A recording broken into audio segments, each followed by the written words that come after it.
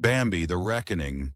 In the past, a young fawn named Bambi lives happily with his mother until a poacher kills her.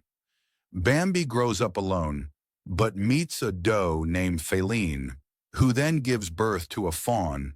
They teach their offspring about the world, including the dangers.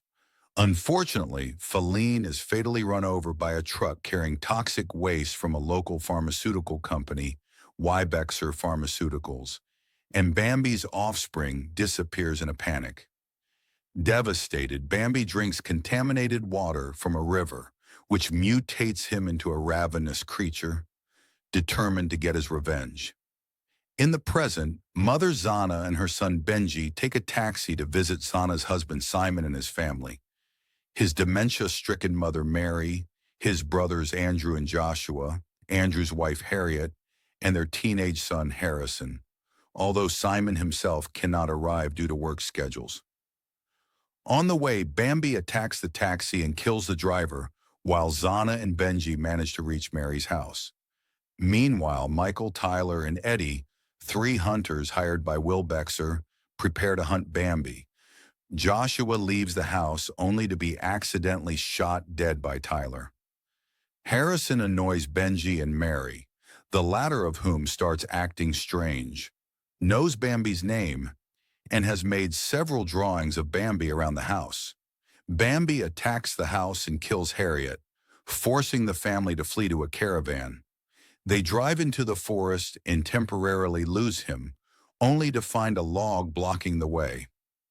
Andrew tries to remove it, but Benji panics upon seeing Bambi and drives off with only Zana and Mary inside. Andrew is accidentally dragged behind them to his death on the road. Harrison flees from Bambi and gets lost in the forest, where he is caught in a trap and mauled to death by a group of mutated rabbits. Zana, Benji, and Mary abandon the caravan after it runs out of gas, run from Bambi again, and find Michael, who takes them to a den where they meet Simon and his co-worker Joe.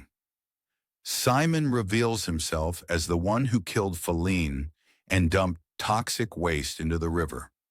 During the conversation, Benji finds a garage where Tyler and Eddie have caged and mistreat a young fawn. Zana also learns that Simon plans to trap Bambi and kill him, not caring how many lives may be lost along the way.